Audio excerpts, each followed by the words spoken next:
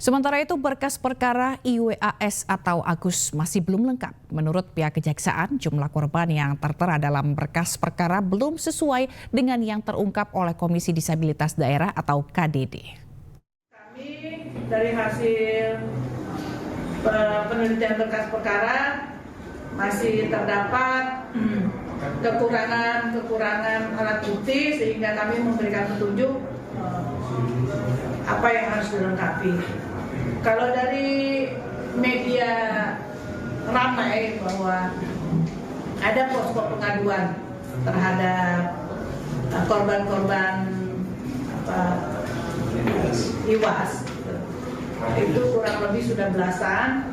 Namun demikian masih dalam berkas perkara karena dari awal itu. Republik Indonesia, Saifullah Yusuf mengunjungi IWAS alias Agus penyandang disabilitas yang menjadi tersangka kasus pelecehan seksual di Mataram. Mensos memastikan hak dan kebutuhan Agus sebagai difabel terpenuhi.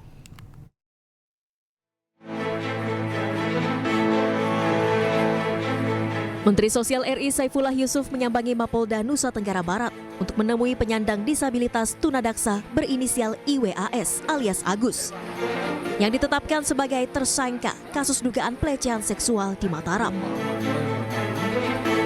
Didampingi Kapolda NTB, Mensos mengaku kedatangannya untuk menyapa tersangka Agus dan berdialog dengan kuasa hukumnya perihal kasus yang menjeratnya.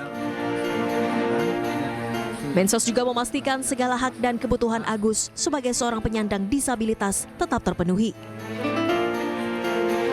Dan saya tanya apakah kondisi baik-baik aja, dia bilang baik-baik ya. Sebatas itu saya tadi. Selebihnya kita dialog dengan pengacaranya apakah hak-haknya bisa dipenuhi, beliau mengatakan dipenuhi dan dilayani sangat baik menurut pengacaranya. Hingga kini jumlah korban yang melapor atas dugaan pelecehan seksual oleh Agus bertambah hingga mencapai 15 orang. 3 di antaranya masih di bawah umur.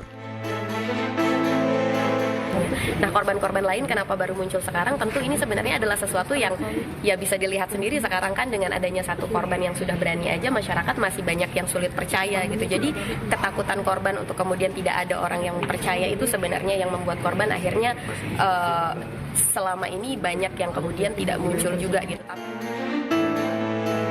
Berkas perkara kasus dugaan pelecehan seksual yang menjerat penyandang disabilitas Agus dalam waktu dekat akan dilimpahkan penyidik ke kejaksaan. Sementara para korban pelecehan seksual akan meminta perlindungan ke LPSK.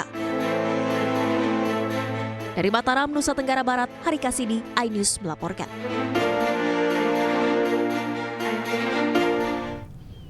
Polisi periksa IWAS alias Agus tersangka kasus pelecehan seksual mahasiswi di Mataram. 16 pengacara mendampingi dan siap melakukan pembelaan.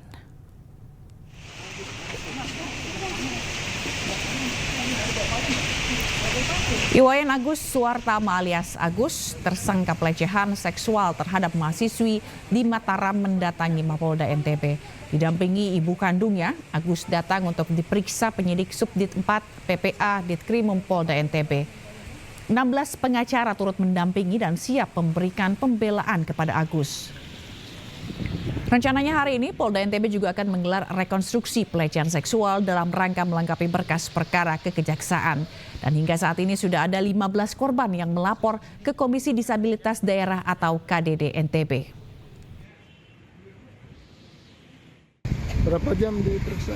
Ya dari jam 10 ya. Ini udah sampai jam. Aman, ada kendala teknis listriknya padam. Ya. Setelah ini apa agendanya Pak? Masih lanjutan pemeriksaan. Kemudian ada agenda rekonstruksi yang kami dapat informasi di jaksa. Dari penyidik baru. Kapan? Besok. Besok jam 8. Ada berapa pengacara yang sejauh ini kami